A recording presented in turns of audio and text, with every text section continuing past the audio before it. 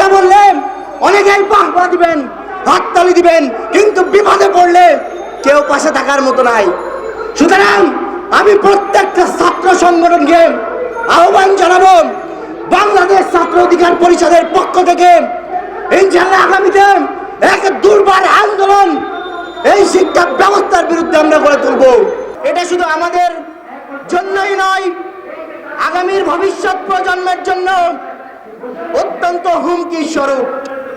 প্রিয় উপস্থিত বন্ধুগণ, আমাদের কোমলমতি শিক্ষার্থীরা এই পাঠ্যপুস্তক থেকে যা শিখছে তা আগামীর জন্য অবশ্যই ভয়ঙ্কর। আজকে এই বিষয় নিয়ে কথা বলার জন্য আমিও দেখি না কোন ছাত্রলীগ দরকার, ছাত্র দল দরকার, ছাত্র পরিষদ দরকার, শিবির দরকার বা গণতান্ত্রিক ছাত্র আন্দোলনকে দরকার। আজকে এই পাঠ্যসূচি কার্যক্রমের বিষয়গুলো নিয়ে কথা বলতে আমি মনে করি এই দেশের প্রত্যেকটা ছাত্র সংগঠনকে এগিয়ে আসা উচিত, নতুবা আমাদের আগামীর প্রজন্ম অতল তলে নিমজ্জিত হবে। আরে ভাই, নগর পুরিলে কি আর দেবালয় রক্ষা পাই?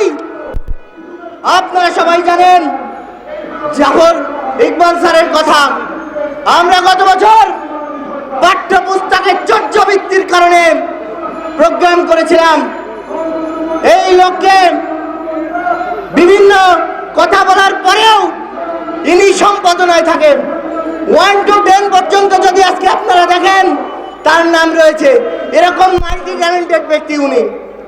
অথচ এই সপ্তম শ্রেণীর যে পাঠ্যপুস্তক বইয়ে যেভাবে শরীফ শরীফার গল্প লোকানো হয়েছে, প্রিয় উপস্থিত বন্ধুগণ, আজকে শুধুমাত্র 2 লাইন কিংবা একটা বই পরিবর্তন করে এই শিক্ষা ব্যবস্থাকে কখনো পরিবর্তন করানো যাবে না।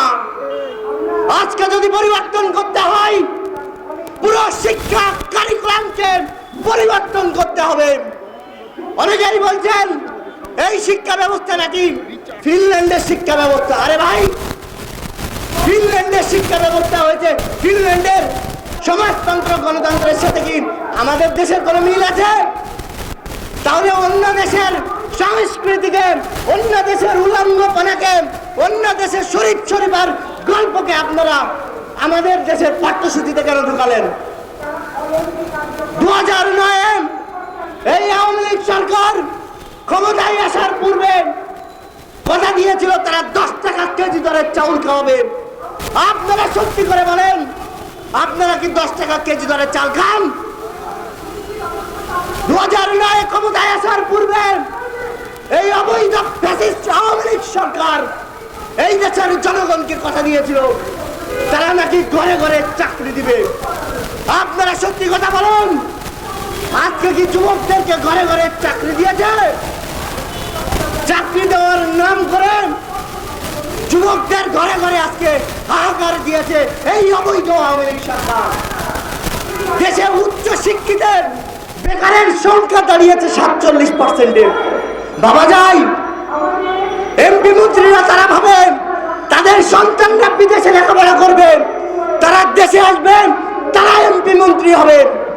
কিন্তু যদি সকলেই শিক্ষিত হয়ে যায়, সকলেই মেধাবী হয়ে যায়, তাহলে আমাদের রাজত্ব তো শেষ হয়ে যাবে। সব শেষে আমি বলতে চাই, সব কথা আমরা হয়তো সব জায়গায় বলা হয় না, কারণ আমাদেরও কিছু বাধা রয়েছে। তার সবচেয়ে বড় কারণ, এখানে আমরা কথা বললে অনেকেই বাহবা দিবেন, হাততালি দিবেন, কিন্তু বিপদে পড়লে কেউ পাশে থাকার মতো নাই। সুতরাং আমি প্রত্যেকটা ছাত্র সংগঠনকে আহ্বান জানাবো, বাংলাদেশ ছাত্র অধিকার পরিষদের পক্ষ থেকে ইনশাআল্লাহ আগামীতে এক দুর্বার আন্দোলন এই শিক্ষা ব্যবস্থার বিরুদ্ধে আমরা গড়ে তুলব।